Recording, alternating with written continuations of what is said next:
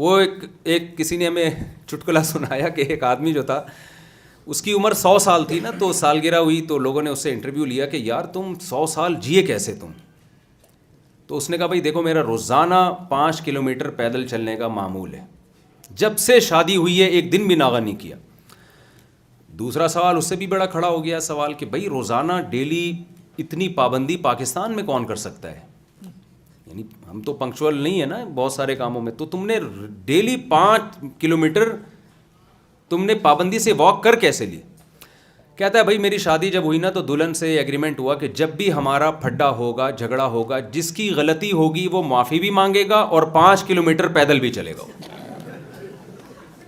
تو جب سے میری شادی ہوئی ہے ڈیلی پھڈا ہو رہا ہے, آخر میں ہی معافی مانگتا ہوں اور پھر میں ہی 5 کلومیٹر چلتا ہوں. اب سوال پیدا ہوا کہ ٹھیک ہے جی آپ تو چلو 5 کلومیٹر پیدل چلتے ہیں تو ٹھیک ہے, لیکن بھابھی کی بھی تو 95 سال عمر ہو چکی ہے, وہ بھی زندہ ہیں ابھی تک, ان کی صحت کا راز کیا ہے؟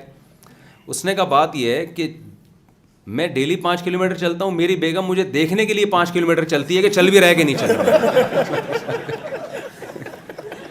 یہ میرے پیچھے 5 کلومیٹر چلتا ہے کہ نہیں چلتا.